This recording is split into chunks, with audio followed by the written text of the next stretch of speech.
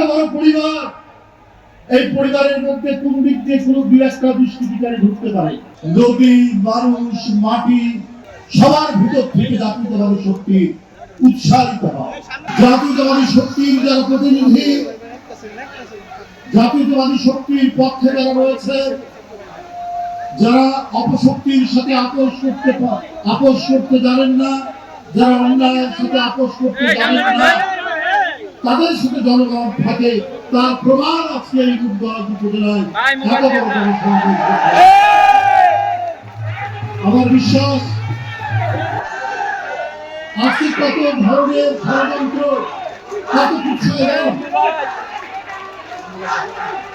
কত কুৎসা অপপ্রচার, এটা যে হাওয়ায় মিলিয়ে গেছে তার প্রমাণ আজকে মাটির ভিতর থেকে, আজকে মাটির গভীর থেকে, আজকে নদী, মানুষ, মাটি সবার ভিতর থেকে জাতীয়তাবাদী শক্তি উৎসাহিত হয়। এটা জেগে উঠে, এটা ষড়যন্ত্র করে ভাঙা যায় না। এক্সট্রিম মশার কয়েল প্ল্যান্ট ফাইবার দিয়ে তৈরি, তাই সহজে ভাঙে না, সুগন্ধিযুক্ত ও নিরবিচ্ছিন্নভাবে জ্বলে। ডেঙ্গু, চিকুনগুনিয়া বাহি সহ যে কোনো মশার বিরুদ্ধে দেয় এক্সট্রিম সুরক্ষা। এটা চক্রান্ত করে ভাঙা যায় না। অন্যতম প্রধান শক্তি জাতীয়তাবাদী শক্তি বিএনপির ভারপ্রাপ্ত চেয়ারম্যান। আরে ভাই, মিটফোর্ডে একটা ঘটনা ঘটেছে। এত বড় পরিবার, এই পরিবারের মধ্যে কোন দিক দিয়ে কোনো বিরাস্তা দুষ্কৃতিকারী ঢুকতে পারে?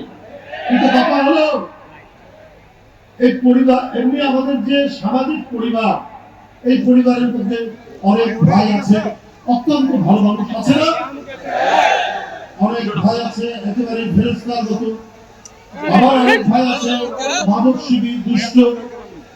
তবে সেই পরিবারটাই ভালো যে পরিবার ওই দুষ্ট ছেলেকে শাসন করতে পারে।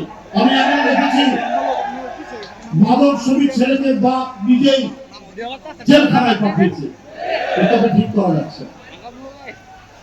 তো বিএনপি এমন একটি রাজনৈতিক দল, বিএনপির নাম ভাঙিয়ে, বিএনপির নামকে বিক্রি করে বৃহত্তম দুষ্কৃতিকারী থাকতে পারে, কিন্তু তাদেরকে কি প্রশ্রয় দেওয়া হয়েছে? তাদেরকে কি আশ্রয় দেওয়া হয়েছে? ওই মিটফোর্ডের ঘটনার সাথে সাথেই যুবদল, ছাত্রদলকে ভারপ্রাপ্ত চেয়ারম্যান বলেছেন তাদেরকে এমনি বহিষ্কার নয়, আজীবন বহিষ্কার করো। সাথে সাথে আজীবন বহিষ্কার করছে। এটাই তারেক রহমান। এবং তাই নয়, পুলিশ প্রশাসন শুধু ওই ঘটনায় না, সারা বাংলাদেশে বিএনপির নামে যারা অপকর্ম করছে তাদেরকে শুধু দল থেকে বহিষ্কার করেই ক্ষান্ত হয়নি। বিএনপি নিজে মামলা করছে,